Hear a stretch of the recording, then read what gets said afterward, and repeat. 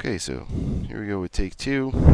I recorded this entire lecture already and then realized my microphone was muted. So here we go. Today we're going to talk about the Jimmy Carter presidency. And the Carter presidency is really defined by a couple of things.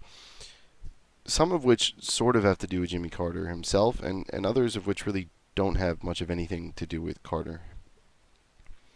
So the two predominant aspects that define Carter's presidency are foreign policy, and particularly foreign policy crisis. This is an era in which American global power is seen to be on the decline, particularly domestically at least. And secondly, economic stagnation, or more appropriately perhaps stagflation. And we'll talk about those two things. Carter's electoral success in 1976 is interesting, I think, though, for a couple of reasons. The first of which is that it's a very narrow win.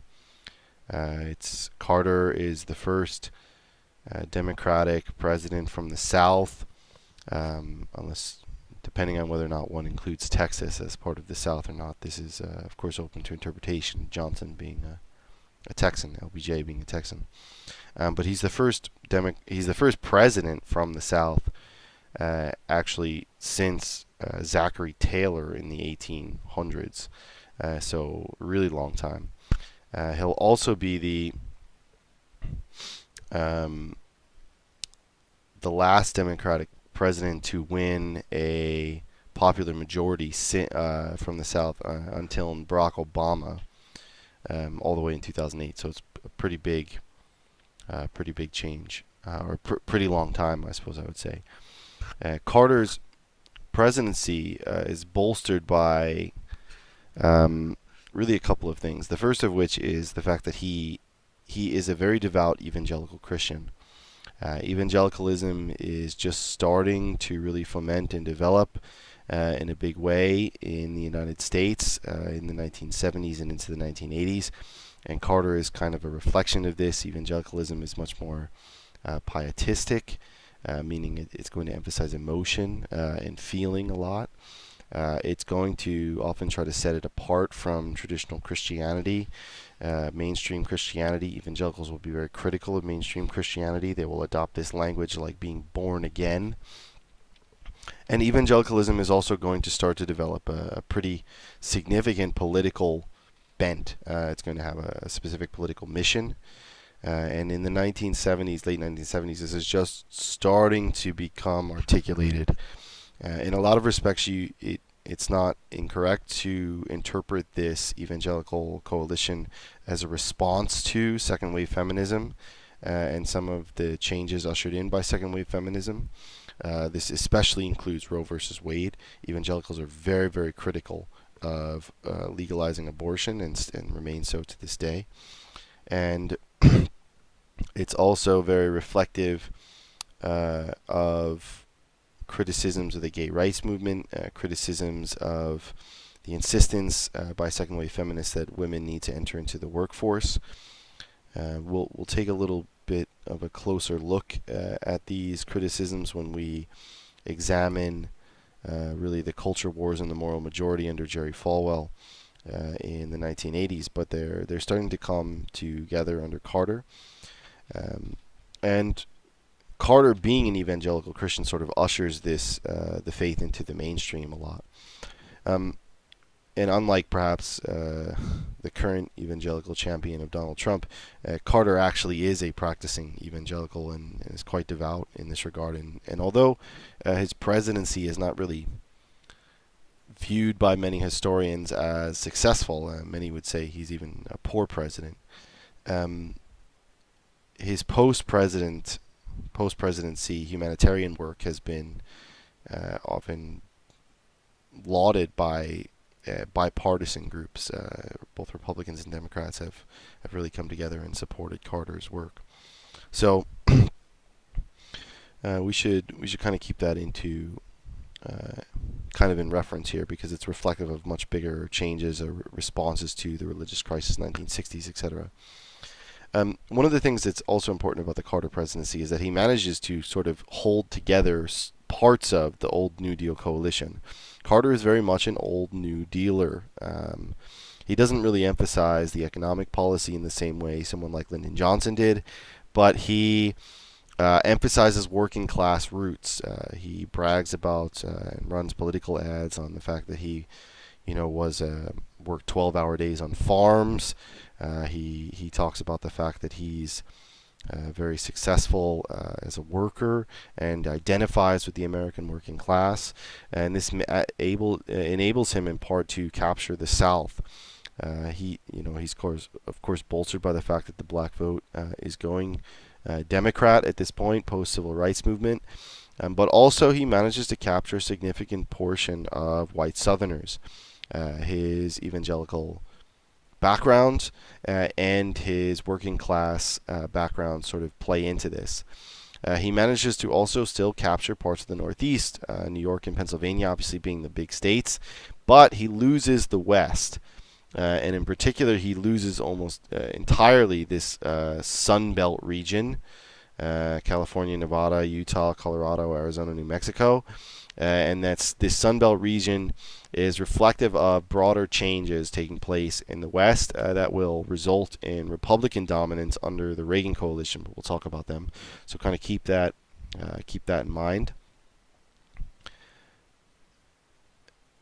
And I think, sort of then in summation, the Carter's electoral win is significant because he manages to uphold sort of parts of the old left, but he also sort of is reflective of the way and represents the way in which political demographic change is occurring.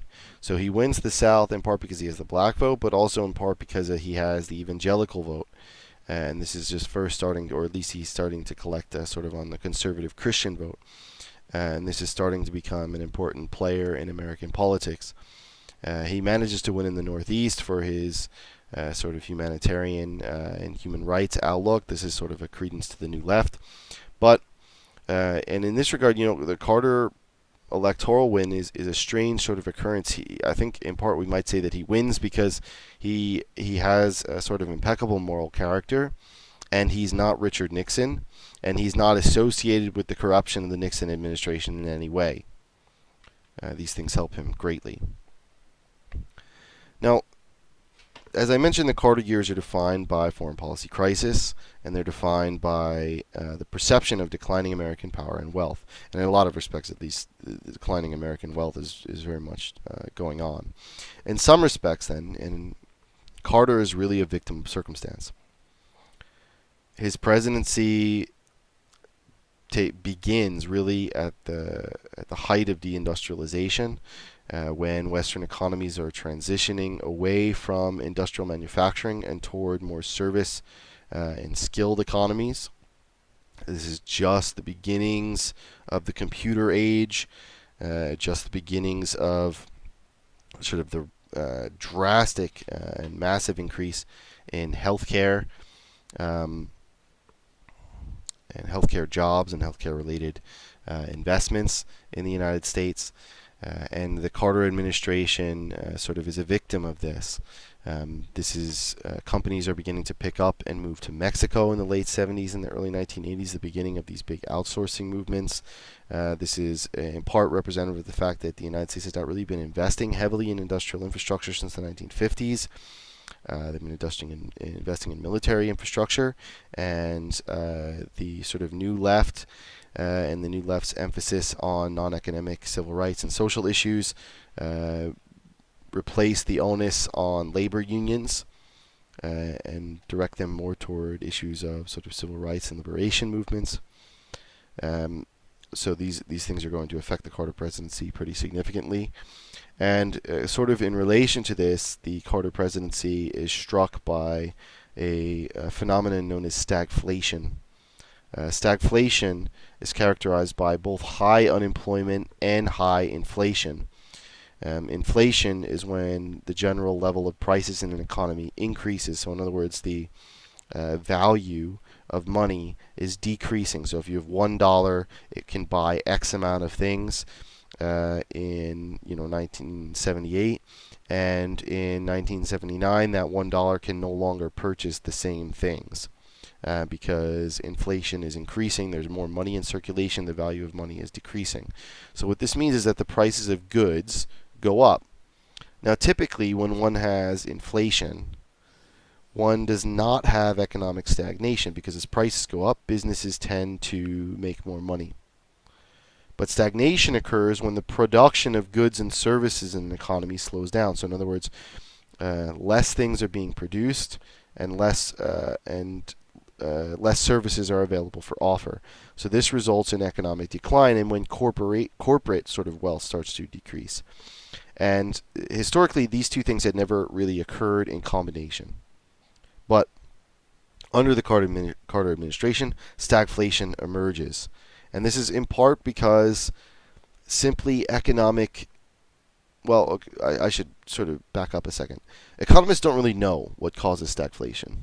They still don't really know what causes it.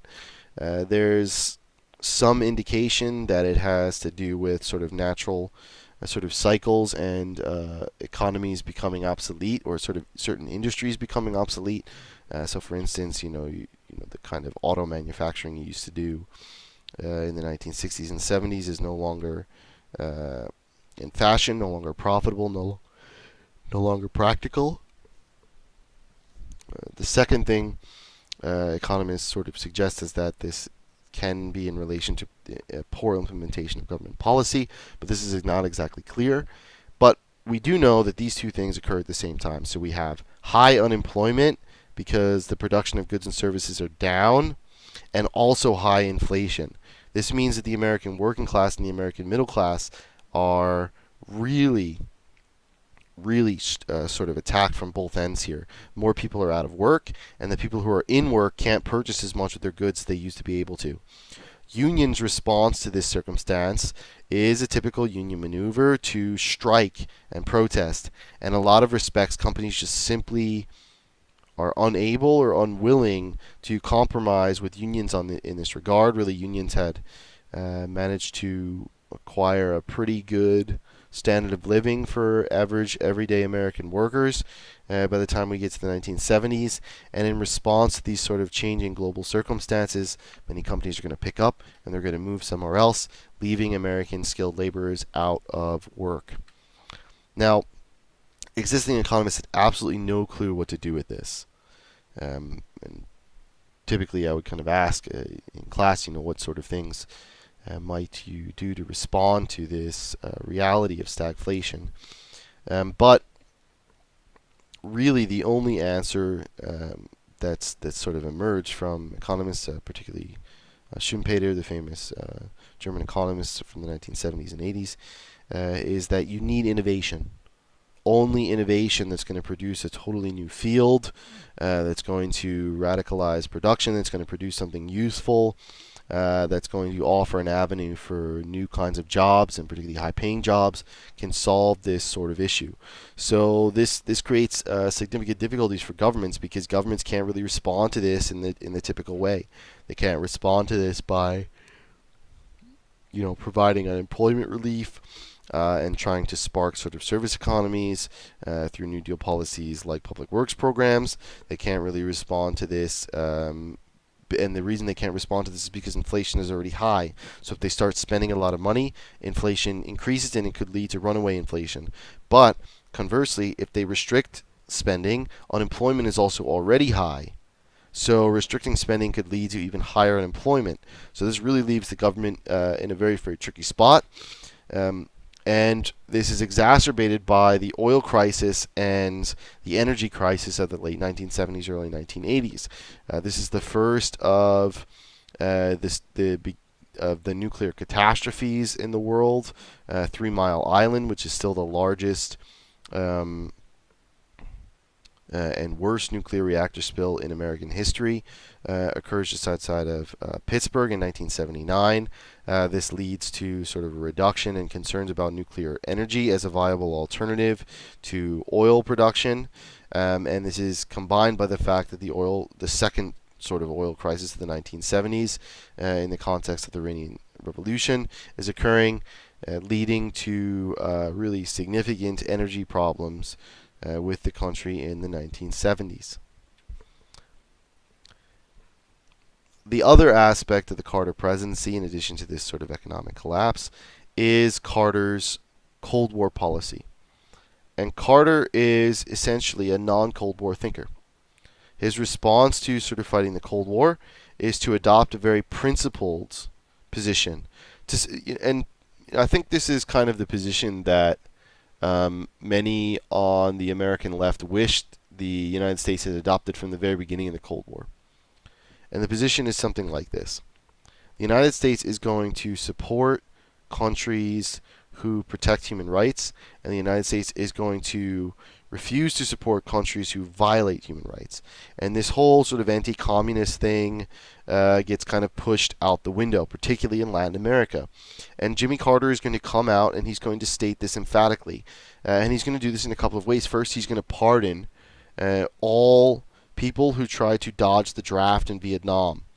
This is what he does on the second day of his presidency. If you tried to dodge the draft in Vietnam, which is, or you escaped to Canada, or you did something else to do this to avoid going to the war, Carter is going to pardon you. So again, reflective of the fact that he's going to kind of extend out this idea of the conscientious objector. You can object to having served or being called to serve in the Vietnam War for moral reasons. And the second, he's going to try to apply this same sort of logic in Latin America. In both Argentina and Nicaragua, we have dictatorships, and in both of these countries, we have movements and protests against circumstances in regards to these dictatorships. In Argentina, this is against significant government restrictions of the press and government restrictions of certain kind of political parties. And Argentina's response to this is to conduct a so-called dirty war, targeting, imprisoning, and in some cases even killing political dissidents. And in Nicaragua, we have a very similar sort of circumstance. In this case, it's even more overtly Cold War, in which the Sandinistas are a left-wing revolutionary group protesting corruption in the Nicaraguan government and organizing in response to this. Nicaraguan government rejects these principles and starts to target and persecute the Sandinistas. And in both cases, Jimmy Carter is going to come out and say the United States will not support those who violate human rights, kind of leaving Argentina and Nicaragua on their island, on an island geopolitically. Carter's rejection of this position in regards to sort of traditional Cold War orthodoxy. Remember, we talked about this. John Foster Dulles saying, "Do nothing to offend the dictators; they're the only ones we can depend on," is very much reflective of this. So Carter kind of rejects these ideas, and he has a lot of adherents for this. He gets a lot of respect for this and a lot of supporters for this. This is perhaps best exemplified by Carter's refusal to just back Israel to the nine against Egypt. This is particularly kind of in relation to Egypt had already riled up the British and the French under Eisenhower in the late 1950s, and continued tensions in the Middle East over this. And Carter's response to this circumstance is to bring Egypt and Israel together in the United States at Camp David and work out a peace arrangement. And he's heralded for this. This is undoubtedly the highlight of Carter's presidency. He's able to make peace in the Middle East, and the peace lasts between Israel and Egypt for some time. Certainly the duration of Carter's presidency. And you can see kind of his rejection of Cold War orthodoxy opens different angles for the country to take politically. So, for instance, if we want to come back to the Vietnam instance, what Carter might do, or if America were to apply this kind of logic during the Carter presidency, is he would criticize people like Ngo Dinh Diem for his human rights violations, for his restrictions of and his curtailment of Buddhist political power in the region. And you can understand perhaps where Carter is coming from, but the difficulty with this situation is that it opens the door to more radical groups acting in the world without American intervention. And I think if you look carefully at the Iranian crisis in 1978, 1979, we can understand why the United States allied itself with dictators.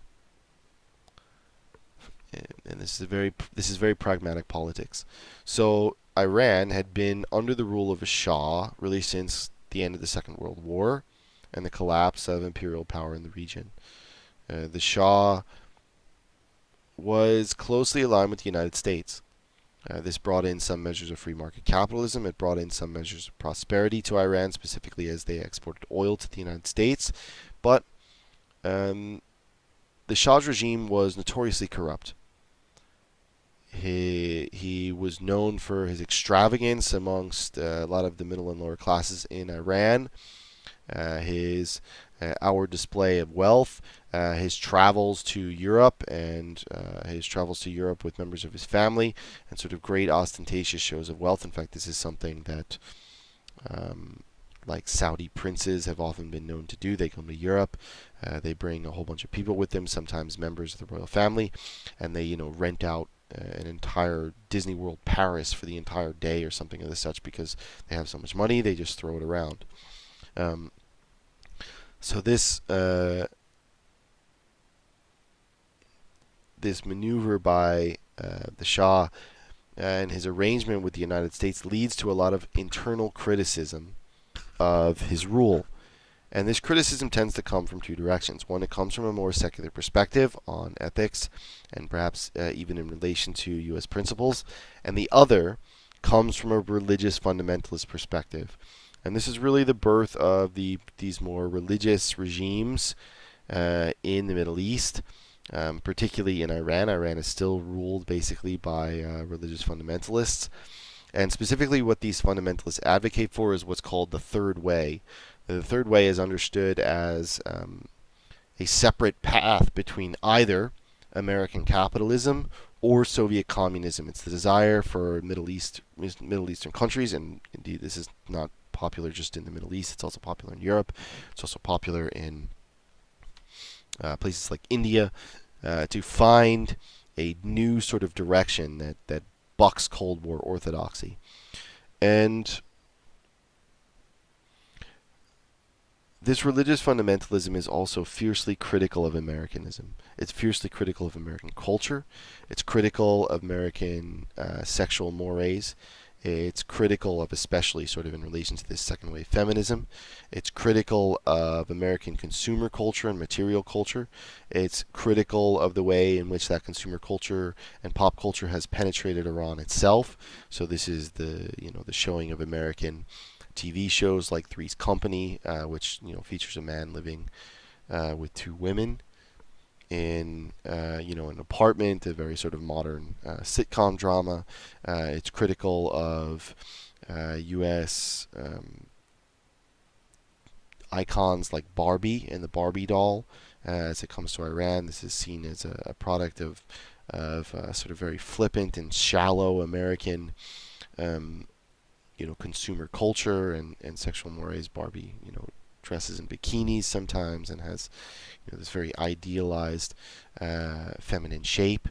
So these things are criticized heavily by religious fundamentalists, religious Islamic fundamentalists, and by 1978, protests are emerging in a big way in Iran. And eventually, these protests emerged to an assault on the U.S. embassy in late 1978, early 1979, in which terrorists will hold U.S. embassy members captive for the better part of 2 years, or more than 2 years, over 2 years, not the better part, over 2 years. And these hostages the U.S. government cannot negotiate for their release.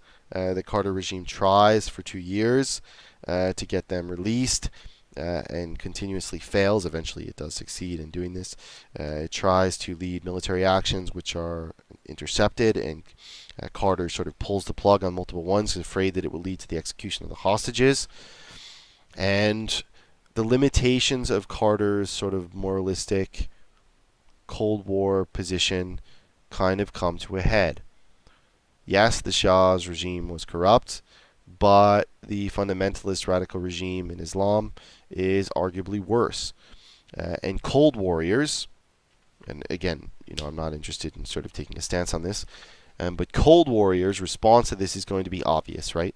All of Carter's sort of fluctuations and pandering and refusal to stick by U.S. allies have led to a weakening of U.S. power in the world. And their argument is bolstered heavily by the fact that 52 hostages are being held by Iran for more than 2 years.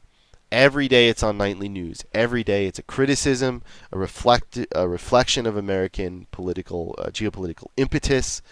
Sorry, a reflection of American geopolitical impotence, not impetus, impotence. And it's for many on sort of classic Cold Warriors. This rejection or refusal to stand up firmly to communism, refusal to stand up firmly to sort of religious extremism in Iran, refusal to stand up in favor of America's allies like Iran was, like in Argentina and Nicaragua, is going to just simply lead to a collapse of U.S. power geopolitically. And this is somewhat bolstered by the sort of collapsing economic circumstance. The oil crisis emerges in Iran as a response to the Iranian Revolution. Now, I should spend a little bit of time on this, so let me back up a second. This is not the first oil crisis the West had experienced, or the United States in particular. And in 1972, the first oil crisis emerges in relation to a shortage of oil available on the global market. This is due to the fact that OPEC just begins to form in the Middle East following violence in the region. And OPEC's goal really is to bring together and coordinate and control the overall flow of oil from the Middle East onto the global market. The Middle East quickly starts to realize that it's not just the United States and Europe that are dependent upon oil. It's the Soviet Union, it's China, it's all of the developing countries in the world, it's Japan, and if they can come together and control the global price of oil, they can really make a lot of money. So OPEC forms in response to this, and in desire also to prevent sort of radical fluctuations in the price of oil. And in relation to this, global economic markets panic. They're afraid of sort of Middle Eastern power in regards to the control over oil. They're afraid of what this is going to do to the United States. And as these oil prices fluctuate and rise significantly, production starts to decrease, the amount of oil on the global market decreases, and there's a significant oil shortage. Well, what we see in 1979 is a very similar circumstance. Production of oil decreases following the Iranian Revolution and destabilization in Iran. However, really the overall production of oil, or the overall amount of oil being affected by this, is only about 4 to 5%. For the most part, the global oil market remains sort of intact. Iran doesn't have that much oil. There's lots of other places participating in the global oil trade. OPEC is still kind of controlling things, but still the markets panic. And in response, again, the global price of oil significantly increases. The U.S. government cuts off the distribution of its oil reserves, sort of afraid that this is going to burn up those reserves and lead to potential difficulties in a time of war. And a sort of nationwide oil shortage begins. The price of oil is very expensive, and you can't get oil. So now imagine the circumstances in which people are dealing with this. This is the height of stagflation. A lot of people are unemployed. The people who have a job are not able to purchase as much as they used to. Companies are clamping down on labor unions and labor protests. The police are starting to kind of get involved in some of these protests that turn violent. And all the while, you can't purchase gas for your car, or if you have to get gas for your car, there's long lines at the gas pumps. Like, You can see here in this circumstance, and millions of Americans feel as if America is on its way down. For the first time in U.S. history, Americans will say that they feel as if they are in a worse place when the decade began than when the decade ended over the course of the 1970s, and they don't have hope that this is going to radically change in the future. And this transition, both globally in terms of global markets and the service economy and the oil industry, and in terms of Carter's decision to buck Cold War orthodoxy, his criticisms of American culture in the Crisis of Confidence speech, which we'll take a close look at on Thursday when we meet together again, all sort of lead to a reformulation in U.S. politics. And this reformulation is going to usher in the birth of neoconservatism and neoconservatism under Ronald Reagan. And we'll talk about that on Thursday. Okay, so hopefully I did not screw up my recording this time, and I'll see you guys on Thursday.